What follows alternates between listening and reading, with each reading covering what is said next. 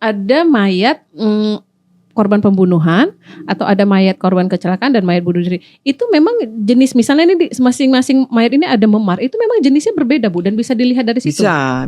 Kasus yang dulu terorisme itu kan, ya body part ya kita hubung-hubungkan kayak bikin pasal, dan dari situ kita bisa lihat juga, kita swab nih luka-luka ledakan karena ledakan bomnya tuh ada di depan, ada di belakang atau di ransel lah, itu beda lukanya.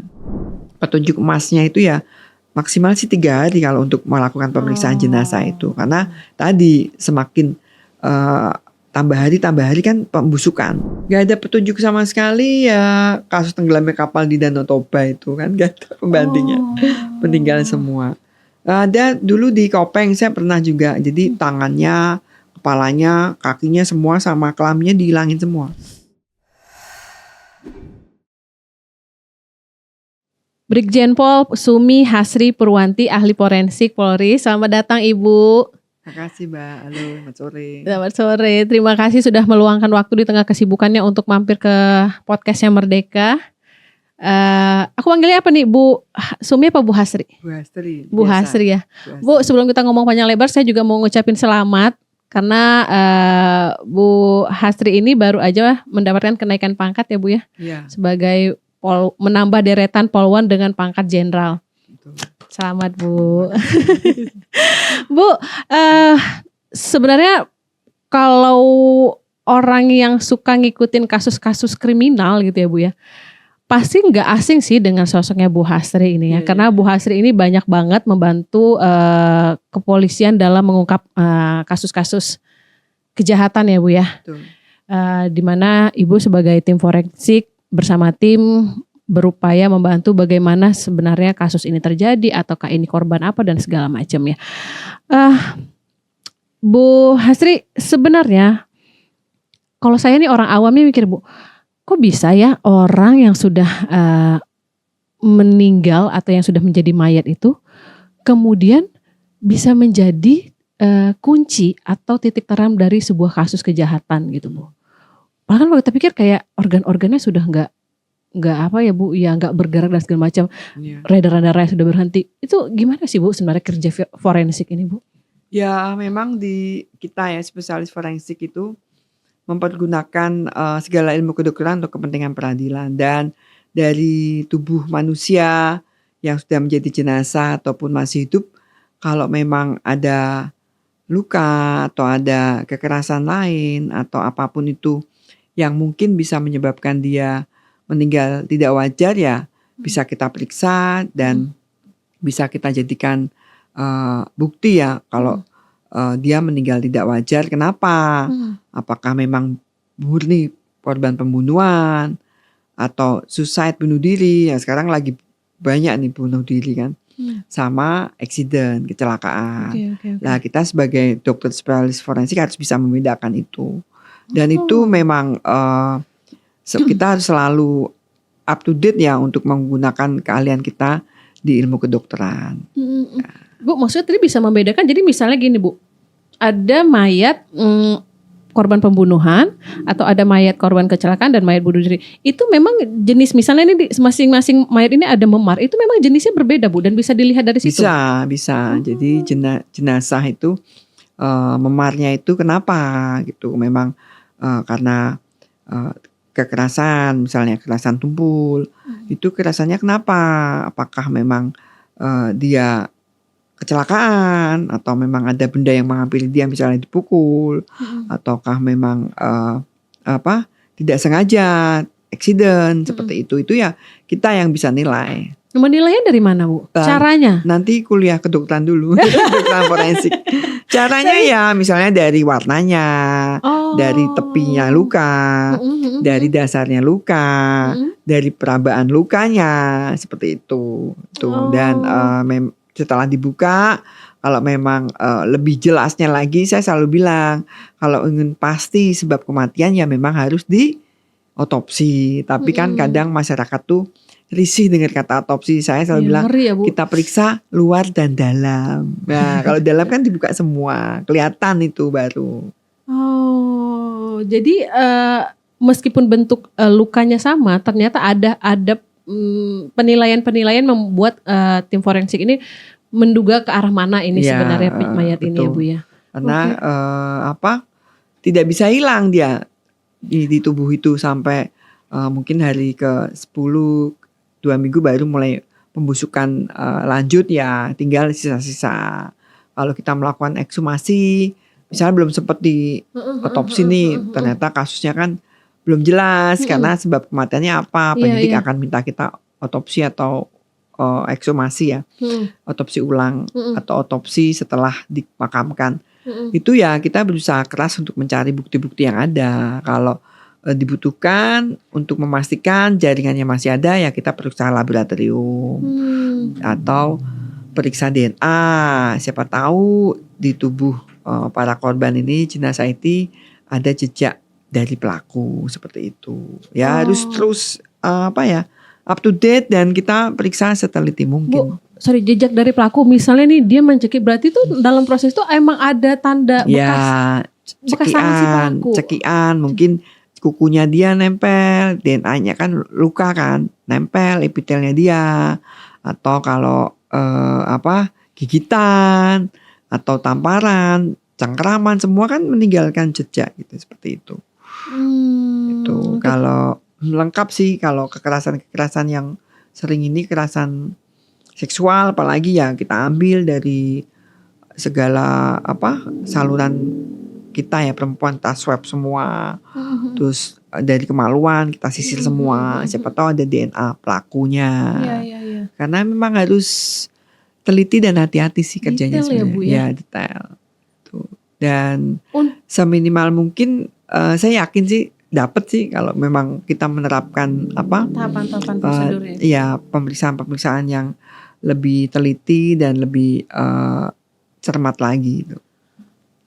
Tapi gimana jadinya kalau misalnya itu kayak korban mutilasi Bu, atau kayak korban eksiden yang misalnya nih bom ya Bu, bom yang sudah mungkin bagian tubuhnya sudah tidak lagi utuh. Nah itu gimana Bu? Bom itu dan kan bisa jadi juga dia jadi beberapa body part gitu. Dan kemudian kan Bu itu banyak orang misalnya kan kita menyocokkan bahwa ini benar body partnya ini milik satu orang yang sama, ini gimana? Bisa, memang saya juga sering melakukan itu kasus-kasus yang dulu terorisme itu kan ya body part ya kita hubung-hubungkan kayak bikin puzzle, dan dari situ kita bisa lihat juga, kita swab nih luka-luka ledakan karena ledakan. Jadi kan untuk kepentingan teman-teman Densus penyidik juga bomnya tuh ada di depan, ada di belakang atau di ransel lah, itu beda lukanya. Lukanya beda. Kalau memang dia bukan pembawa bom, mungkin dampak atau orang lewat loh, berarti kan hanya kena serpihan. Ya, kena serpihan atau partikel-partikel dari bomnya itu. Tapi kalau dia pembawa, pelaku pasti kelihatan, dan kita juga bisa tahu nih bomnya itu dilakukan jarak jauh atau enggak. Kok tangannya dia utuh seperti itu, atau dia mungkin dia yang megang, kok tangan satunya yang hancur lah, luka, curiga seperti itu. Kok mukanya flash, kehitaman ke atas, ternyata bomnya taruh di saku depan jadi meledak ya gitu. Kayak bom Bali yang kedua itu kan ransel semua, jadi belakangnya bolong semua kan, dia pakai ransel gitu. Gitu ya. Saya belajar luka karena ledakan di Australia itu tahun 2011, 3 bulan. 3 bulan memahami luka, tipe-tipe luka karena ledakan. Khusus karena ledakan dan luka bakar lainnya. Jadi kita tanpa CCTV bisa membuat puzzle luka-luka itu didapat dari mana tanpa CCTV ya Bu. Jadi dengan ilmu yang udah Ibu punya, Ibu bisa mencari ini body part ini, dan ini misalnya ini pelaku bom ya Bu, kemungkinan ada bomnya di sini, daya ledaknya seperti ini, melihat dari kondisi itu. Kayak yang mungkin bom kedutaan besar Kuningan tuh 2006 ya, dia kan juga itu malah saya belum belajar tentang luka karena ledakan, saya belajar tuh 2011. Dan itu dia kan kita yakin tadinya pelaku karena dia kita temukan bagian kepala aja sama sisa-sisa, dan kita pikir dia pelaku, ternyata dia korban yang ada di belakang box itu kena hantaman, karena yang habis tuh bagian depannya gitu. Ternyata dia benar dia ada di belakang mobil box itu. Oke. Berarti itu juga yang sama dengan pelaku mutilasi ya Bu ya? Misalnya, korban mutilasi. Ya.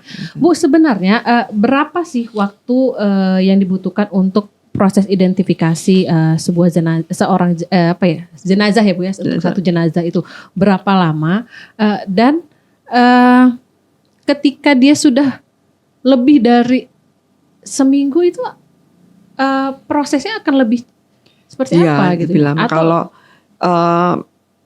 penyidik ya yakin atau mungkin keluarga menemukan anggota keluarga yang meninggal tidak wajar, ya segera lapor polisi dan polisi akan meminta kami untuk melakukan pemeriksaan luar dan dalam atau otopsi, karena itu segera mungkin ya. Kalau kita berburu sama waktu kematian semakin cepat semakin bagus, karena kan di situ kita bisa cerita sama penyidik nih kalau memang dia waktu kematiannya jam segini, cara kematiannya ini, mekanisme kematian ini, terakhir sebab kematiannya ini, dan penyidik akan mencari kan dari yang kita sampaikan itu bagus banget. Dan memang petunjuk emasnya itu ya maksimal sih 3 hari kalau untuk melakukan pemeriksaan jenazah itu, karena tadi semakin tambah hari kan pembusukan. Jadi kita kan nggak yakin nih waktu kematian penting banget untuk para penyidik mencari saksi-saksi situ, mempersempit. Meninggalnya jam 3 sampai jam 5 sore ya, penyidik kan akan tanya, lu yang ada di situ cuma dia doang, kok dia yang lapor? Ya udah, siapa lagi? Karena waktu kematiannya pas gitu. Termasuk untuk proses ekshumasi itu ya Bu ya? Apa? Proses penggalian lagi. Ekshumasi ya, kalau itu kan sebenarnya kayak jasad itu sebenarnya sudah, ya maaf Bu, mungkin apalagi kayak sudah diformalin seperti itu.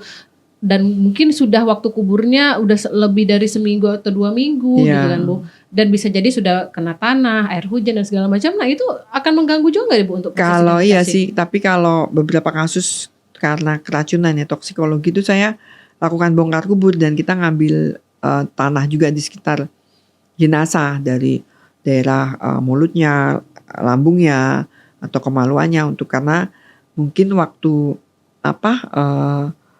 meninggal sesaat itu masih mengeluarkan sisa-sisa racun itu, kayak uapnya gitu, seperti itu, dan kita ambil. Itu mesti ada yang positif, karena waktu di Wonosobo juga di Temanggung itu ternyata positif, padahal udah 4 bulan 5 bulan dari tanahnya loh. Atau gitu. Juga baju kain kafannya yang terakhir. Apa Bu? Maksudnya Positif tandanya apa? misalnya. Ya positif, laboratorium forensik yang meriksa. Misalnya dari racunnya jenis apotas atau kemarin sih yang sering sih jenis apotas racun tikus yang sering dipakai itu. Jadi itu walaupun sudah 4 bulan tuh, tapi zat-zat kimia yang keluar dari tubuhnya itu mungkin berimpak kepada kayak tadi kain kafan dan tanah. dan tanah sekitarnya. Itu kan karena mereka kan proses pembusukan ya. Itu positif, ya udah. Kenapa? Berarti kan memang dia kena racun meninggalnya. Bu, tapi ada nggak sebenarnya misalnya kayak bagian, boleh Bu silakan, bagian tubuh yang sebenarnya paling gampang untuk mengidentifikasi gitu? Bagian tubuh mana gitu? Apakah ada yang kayak sidik jari, ada gigi, ada rambut? Nah itu kalau identifikasi itu kan primer dan sekunder. Primer itu kan dari yang mudah sidik jari, gampang. Terus gigi, terus DNA. Kalau tidak bisa, misal udah pembusukan, terbakar, tenggelam, hangus, kan susah kulitnya ya. Kita gigi yang aman. Gigi kita bandingkan dengan dia sebelum meninggal. Ya sekarang kan dari kepolisian udah membuat kayak sistem odontogram biar gigi itu pemeriksaannya satu gitu loh. Jadi kita kalau butuh data gigi itu bisa mudah. Terus terakhir DNA. DNA pun kalau dibutuhkan kalau memang ada pembanding ya. Tapi kalau kecelakaan besar atau ledakan-ledakan bom, kita pasti periksa DNA karena pembandingnya nanti kita cari dari keluarganya. Oh, dari keluarganya. Dari keluarganya atau properti yang terakhir dia pakai, mungkin dia di rumah sendiri, jadi bekas helmnya, sisirnya atau baju dalamnya yang belum dicuci.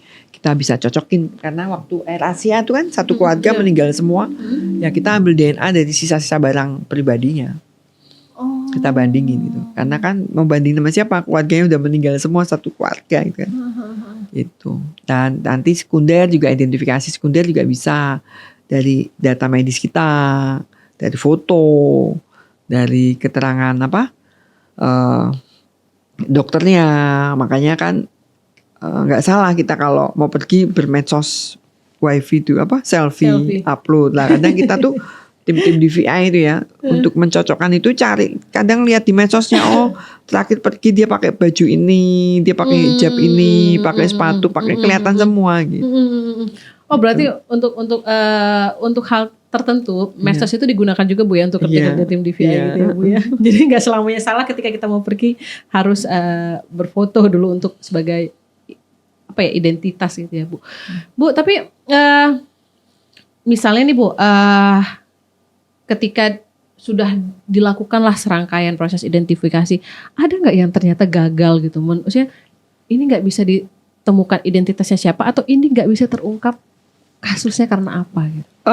Mungkin ingat Kak Banjarnegara ya, yang pembunuhan berantai yang di penggandaan uang, datang terus minta bawa uang biar digandain, ya kan, korbannya banyak, itu kan masih 3 belum teridentifikasi, karena kan datanya saya ada semua, karena kan tidak ada laporan lagi dari masyarakat yang kehilangan keluarganya.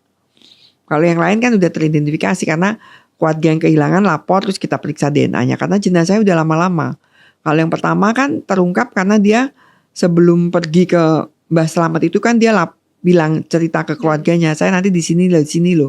Terus ternyata malamnya kok ditelepon nggak bisa, handphonenya mati. Terus si keluarganya nyari lapor polisi, terus dilacak ternyata dibunuh sama Mbah Slamet itu, ditaruh di kebun gitu. Ya dapet jenazahnya. Itu terungkap, akhirnya terungkap semua. Banyak itu sampai 11 jenazahnya tuh.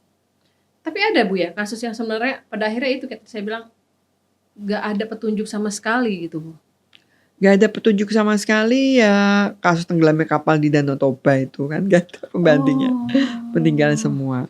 Ada dulu di Kopeng saya pernah juga, jadi tangannya, kepalanya, kakinya semua sama kelaminnya dihilangin semua. Aduh. Udah susah sampai sekarang, itu tahun 2006. 2006. Ya sampai sekarang belum terungkap ya. Ya itu kasus saya dulu masih muda. Misalnya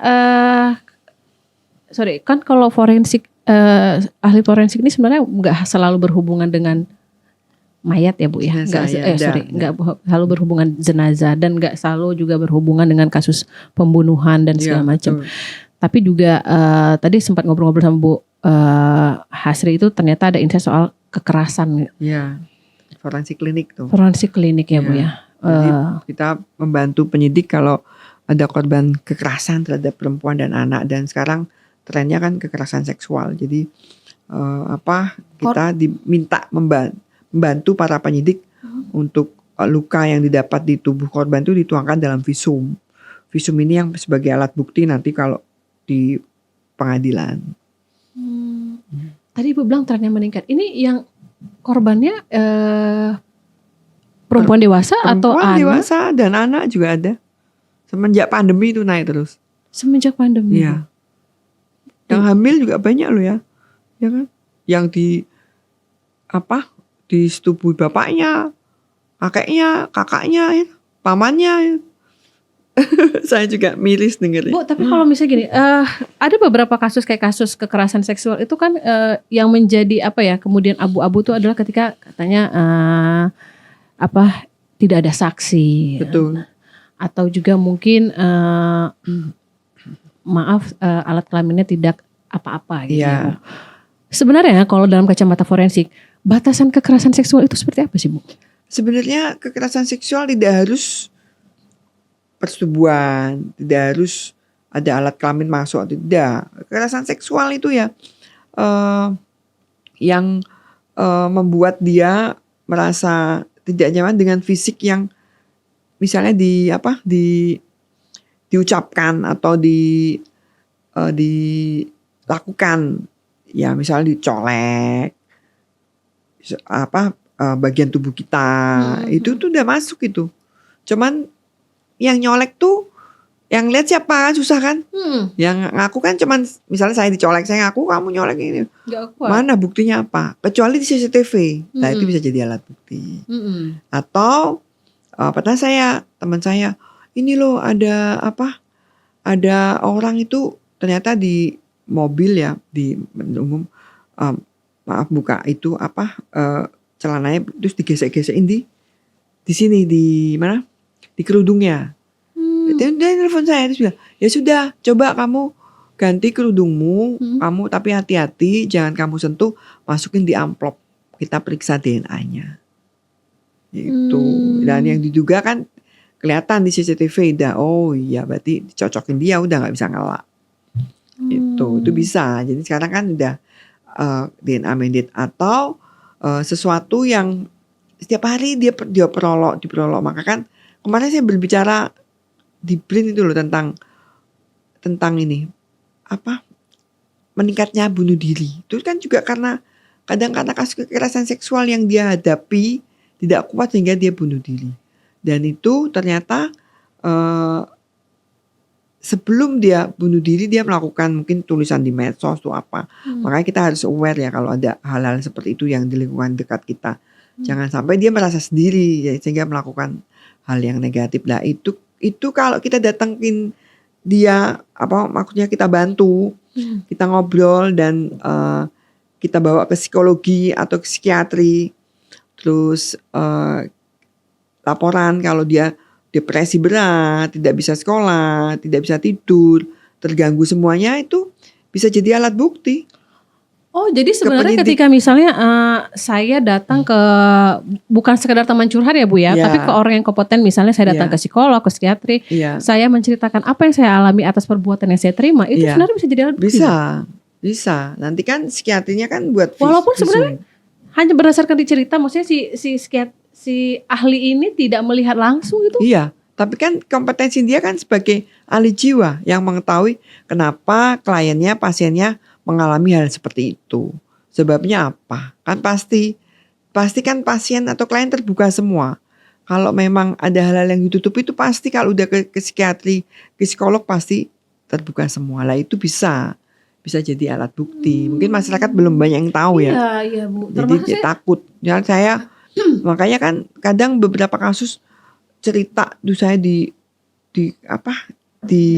dilecehkan, bahkan mungkin disetubuhin, ya udah, terus dia ceritanya hanya ke psikiatri, itu psikiatrinya tuh wajib lapor juga loh ke polisi, karena kan kasihan dia. Tapi cukup kuat tuh Bu jadi alat bukti. Iya, kalau memang jelas ya mengganggu, karena nanti kan psikiatri yang tahu mengganggu kenyamanan dia sehari-hari. Banyak kasus yang saya buat visum ya kalau di forensik tidak ketemu apa-apa loh. Ya. Tapi dengan visum psikiatri itu bisa di penjara pelakunya. Oh, jadi istilahnya visum psikiatri ya? Iya. Kalau saya misalnya visum kekerasan, tapi datang ke saya nggak ada luka-luka. Iya. Kecuali dia nanti hamil. Nah, kita periksa, oh anaknya ternyata pelaku perkosanya itu. Bisa itu.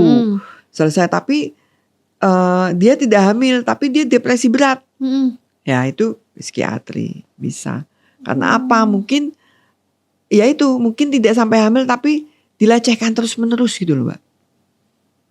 Itu kan ada yang hanya disuruh megangin aja, disuruh ini ada kasus saya di Jawa Tengah itu. Dan kita kan kesulitan, kasihan, akhirnya kita konsulin psikologinya mau. Dan memang sekarang kan ada APSIOFOR, Asosiasi Psikologi Forensik. Lah itu sangat dibutuhkan banget sama teman-teman penyidik. Udah banyak, udah ada. Makanya saya harap teman-teman psikiatri jangan takut harus ngambil psikiatri forensik. Karena ternyata apalagi Bu, sekarang katanya generasi Z ini yang apa-apa serba curhat gitu, takut gitu kan. Ternyata peran psikologi forensik sangat penting di era sekarang ini ya. Kalau psikiatri forensik kan juga mempelajari luka ya. Karena dokter, dia kan tadi dokter umum, jadi psikiatri luka. Dia kan juga akan membantu kita nih teman-teman penyidik. Luka yang didapat ini benar luka didapat karena orang lain atau dia melukai sendiri. Gitu. Itu kan bisa ketahuan. Dasarnya apa? Karena dia dikombin dengan cara dia bicara dengan si korban atau pelaku gitu. Bu, salah satu kasus kekerasan seksual itu kan tidak hanya melibatkan lawan jenis atau orang tua dan anak dan segala macam juga, tapi kan ada juga yang melibatkan sesama jenis ya, Bu, ya. Mungkin Bu Hasri, loh ini Bu Hasri ketawa berarti memang sudah agak-agak banyak Bu. Banyak banget, iya. Saya itu waktu jadi kepala rumah sakit di Semarang itu tahun 2020 saya membuat suatu sistem, jadi pasien korban-korban ini datang kita layani dengan baik dan terkoordinasi ya, maksudnya komprehensif menyeluruh. Jadi dia tidak suruh ke sana nggak, jadi satu penyidik saya suruh datang dan kalau ada luka kita obati, kalau butuh psikologi kita panggil atau psikiater kita datengin, dan kalau memang ternyata kita tes hamil kita kasih kontrasepsi darurat dan jelas gitu. Jadi dan si korban ini kebanyakan memang waktu itu ternyata sejenis ya, dan si pelaku kebetulan saya juga kadang sering meriksa pelaku, jadi ternyata pelaku tuh dulu ya korban gitu loh, kasihan juga. Dan kan kemarin juga ada lagi rame itu viral yang di mana tuh dia yang pelari itu. Yang pelari bukan? Pelari ya, ternyata dia dulu korban kan. Iya. Nah itu kan saya siapkan maka untuk pendampingan korban. Jadi jangan sampai pelakunya udah selesai di sel, korbannya dibiarkan aja. Healing kan, dia bukan butuh. Karena kan trauma toh, hal sesuatu yang mungkin dia tidak pantas menerimanya gitu. Dan karena saya pernah di Tuban itu 22 anak itu yang anak-anak cowok ya, SMP itu saya periksa visum si pelakunya itu gurunya. Itu dia cerita dulu dia korban. Gurunya jadi ngajak lagi. Terus waktu di mana? Di Polres Batang juga ada itu. Anak-anak SMP itu ya ternyata katanya dulu saya juga dulu diginiin, Bu, diginiin. Guys, sampai miris gitu loh. Makanya saya mungkin dengan podcast ini ya pemerintah nanti bisa ada program tertentu untuk healingnya para korban ini. Karena memang nggak tahu ya Bu, apa mungkin ini pendapat aku, tapi apakah Ibu juga sebagai ahli menyadari gitu. Keseringannya kan ketika ada kasus berbau kekerasan seksual dan segala macam ini hanya berhenti pada kasus utama ya Bu. Tanpa kayak tadi tidak ada pembanding atau tidak menyelidiki juga. Misalnya ini sebelumnya dia kayak gini tuh karena apa, dan terus ditelusuri gitu. Yeah. Akhirnya dia merasa ya dia sebagai korban ya sudah gitu kan, si pelaku udah dihukum, dia sebagai korban. Yeah. Tapi tidak berpikir bahwa ini akan menjadi calon pelaku gitu. Iya itu, pelakunya belum ada fokus mungkin di situ ya. Iya. Padahal itu kan penting banget Bu. Pendampingan terus harus didampingi terus sebenarnya. Benar. Pertama karena trauma itu tidak mudah kan Ibu ya, dilupakan. Yang kedua dia bisa jadi itu juga trauma yang tersimpan itu memang dijadikan dia alasan untuk berbuat seperti itu gitu kan. Jadi dengan mungkin harapannya dengan aku bilang aku dulu sebagai korban mungkin ada keringanan hukuman dan segala macam gitu, itu kan mengerikan ya Bu. Mungkin, dan para korban ini kan kebanyakan ekonomi rendah ya, dan mungkin orang tuanya juga udah gak mikir, yang penting kan dia bisa kerja cari uang. Tapi kan ternyata dia masih ada trauma. Kalau saya punya klien itu juga korbannya dia malah mapan, ekonominya cukupan, tapi karena tidak perhatian dari orang tuanya juga, ya sudah, ternyata dia setelah dewasa seperti itu. Karena menganggap gak salah, karena dulu dia digituin itu kan. Sekarang ya saya suka sama cowok, anak-anak gak salah tuh dok gitu. Tapi banyak kan yang sejenis ini untuk pria atau casual? Pria kalau saya. Pria sama pria. Kasus saya banyaknya. Yang Ibu tanganin ya. Kalau perempuan jarang.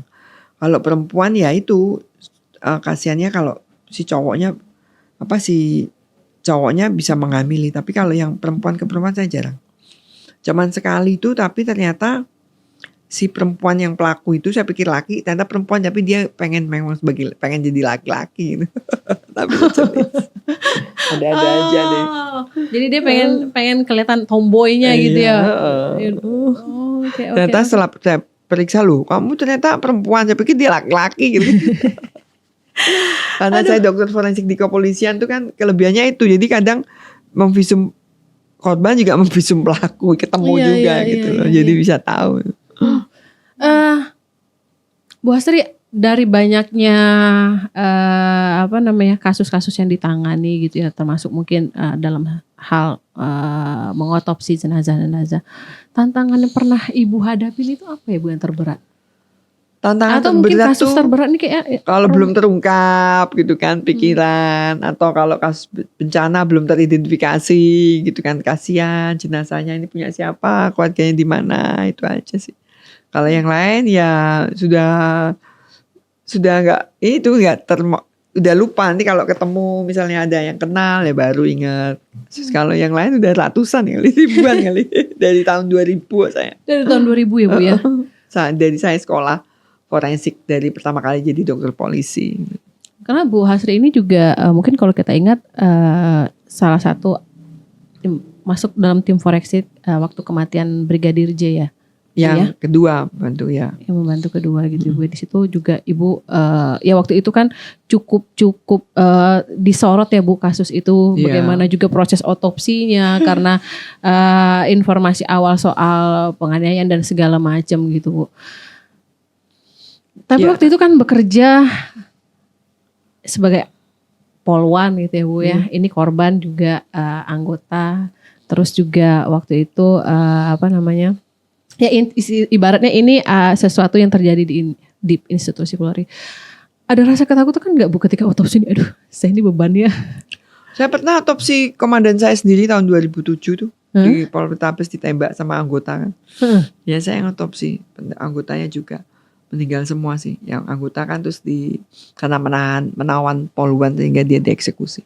Ya itu waktu itu ya karena tugas saya mikirnya tugas, terus disupport pimpinan Kapolri, udah penting karena expertnya waktu itu sangat jarang juga, ya udah saya cuma tugas apapun profesinya dia tubuh jenazah manusia sama gitu kan.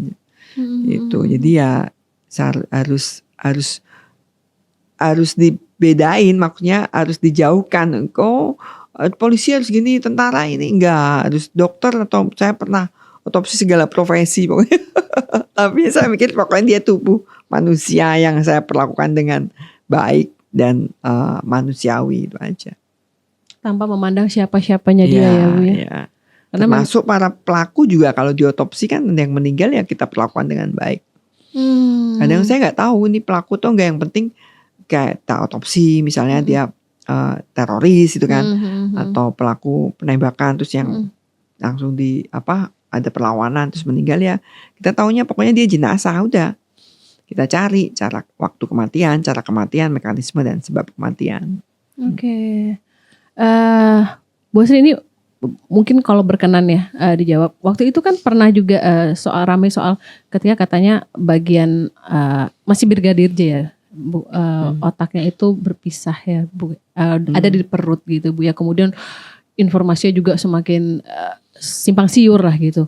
Sebenarnya dalam proses otopsi itu memang seperti apa sih Bu? Emang harus enggak sih, memang kan waktu itu kan semua di 9 organ, kalau otopsi kan semua 9 organ diperiksa ya, termasuk kepala, otak, jantung, hati, semua ada.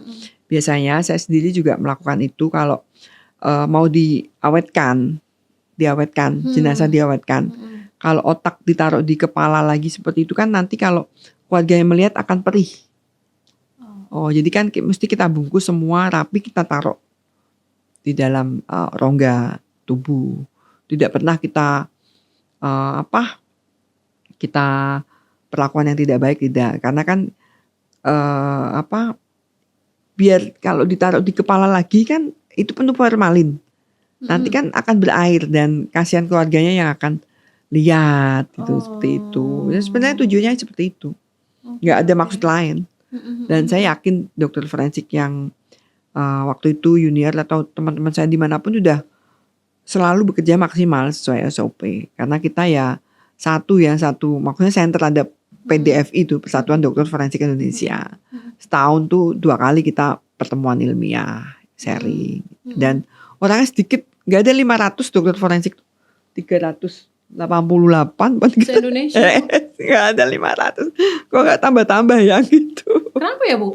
Mungkin kesan forensik ini tuh terlalu serem kali gitu Bu ya? Ya memang apa sih, kalau dokter spesialis lain mungkin tindakan medisnya, operasi dibayar. Lah kita enggak. Kecuali nanti mungkin apa, bos-bos di Kemenkes, BPJS, kalau kita tindakan tuh ditanggung BPJS. Tapi kan karena tindakan kejahatan ya, kriminal, BPJS itu tidak mengeluarkan, termasuk visum forensik klinik itu juga nggak keluar.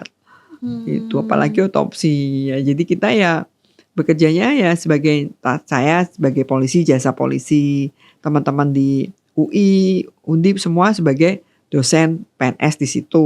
Nggak ada tambahan lain praktek. Kalau dokter spesialis lain kan ada tindakan-tindakan gitu. Kalau ada kaya, saya tambah kaya. Sekarang udah kaya hati aja. Amin. Itu yang lebih penting sebenarnya Bu ya. Karena mungkin banyak orang juga suka berpikir begini ya Bu ya. Mungkin kalau kerja forensik itu kayak banyak banget yang harus dia punya beban mengungkap sesuatu gitu Bu. Jadi kayak mungkin tanggung jawabnya nih, ya mungkin gini, kalau dokter praktek dia selesai di hari itu gitu ya. Kalau ini kita di balik layar. Soalnya kalau kita salah, bisa jadi pelaku jadi tidak bersalah, atau pelaku yang bersalah ya bisa lepas toh. Terus hukumannya beda-beda gitu. Kan karena hakim kan menjadi hukuman kadang tergantung hasil visum kita juga. Itu sih. Jadi memang harus. Dan kalau salah identifikasi juga salah semua, nanti dia ternyata bukan muslim, harus disemayamkan Nasrani ya kan. Gitu, makanya kan harus hati-hati. Kalau saya tidak pasti teridentifikasi ya sudah, tetap tidak teridentifikasi, tidak saya kasihkan gitu kan, daripada salah semuanya. Misalnya nggak matching dari sidik jari, gigi, DNA, ya udah nggak. Oh, Ibu pernah sampai pada mengambil kesimpulan misalnya ada satu tadi kasus gitu tidak juga bisa diidentifikasi, terus memilih ya sudah. Udah kita makamkan aja. Kita simpen sampel DNA-nya, siapa tahu nanti ada keluarga kehilangan lapor. Gitu. Udah. Itu juga sampel DNA itu bisa tahan berapa lama sih Bu misalnya? Sampai selama-lamanya loh, kering. Bisa lama. Kita simpen ada di Pusdokes Dokpol Lab, kita simpan di situ. Bisa kan deh. Udah main ke lab DNA. Banyak gak sih Bu di lab DNA itu yang tidak teridentifikasi gitu Bu? Banyak. Itu biasa kasus-kasus apa Bu? Kasus bencana. Seperti itu, kasus pesawat jatuh. Atau kasus ya kebakaran kemarin tuh. Tapi ya karena kita nggak ada pembanding, nggak ada keluarga yang lapor kehilangan. Disimpan. Aku antara kagum sama rasa aduh nih kerjaan Ibu nih kayaknya rumit banget gitu loh. Jadi kayaknya setiap bagian dari tubuh kita diteliti gitu kan ya Bu. Itu kan sesuatu yang memang orang benar-benar butuh ketelitian dan butuh butuh ekstra tenaga gitu. Tapi pernah gak sih Bu misalnya sampai berhari-hari tuh mengidentifikasi gitu? Pernah. Terus, kasus di Palu itu kan waktu yang bencana alam itu Bu ya? Iya, sampai sebulan dulu gempa Padang ya kan. Ya lama. Sampai disuruh pulang. Suruh pulang. Bu, tadi kan aku agak sedikit mundur nih. Tadi kan Ibu juga bilang soal kekerasan seksual itu ya Bu ya. Nah, sejauh ini kebanyakan orang-orang yang menjadi korban kekerasan seksual itu kan Bu? Tidak berani speak up gitu ya Bu ya. Nah, tadi kan Ibu juga bilang bisa melalui psikiater forensik atau psikolog forensik. Nah, tapi dalam banyak kasus juga si korban-korban ini ketika mengadukan gitu, itu katanya kasusnya sudah lama gitu, jadi tidak terbaca lagi gitu lah ya Bu ya dalam proses visumnya. Apa memang kalau maaf ya Bu, kalau untuk anak-anak atau yang belum dewasa gitu Bu, menjadi korban pelecehan seksual itu, memang si bukti otentiknya itu bisa nggak terdeteksi lagi Bu ketika misalnya dia sudah 5 atau dia sudah beranjak dewasa atau seperti apa gitu Bu? Bisa kok, masih bisa kan. Misalnya memang tidak ada misalnya selap darah atau apa, lihat. Ya kita kan selalu ada dokter kandungan juga, spesialis kandungan kita periksa. Dan kenapa gitu, itu bisa kok dijadikan petunjuk yang dituangkan dalam visum. Jadi Nggak masalah. walaupun itu kasusnya sudah berjalan beberapa tahun gitu sebenarnya. Iya, dan si anak kan akan ditanya terus kebenarannya itu siapa, nunjuk gitu kan, seperti itu. Dan biasanya didampingi psikologi atau psikiatri. Oke. Berarti biasanya selain bukti itu mungkin dari keterangan si psikologi forensik ya Bu ya. Bu, sedikit menyinggung nih Bu. Kemarin itu kan juga sempat ada video dokumenter soal film kasusnya Jessica itu ya Bu ya. Kan sampai sekarang orang tuh masih sebenarnya siapa ya, benar gak sih sebenarnya gitu kan Bu. Karena memang dari CCTV yang kita juga nontonnya waktu nonton sidangnya itu bagian mana sih, karena ada paper bag dan segala macam gitu kan Bu. Tapi kan kemudian hakim memutuskan tetap Iya, sudah kekuatan hakim. Ya kan ada psikologi forensik mungkin ya dijadiin ya petunjuk juga, kan ada dokter forensik juga.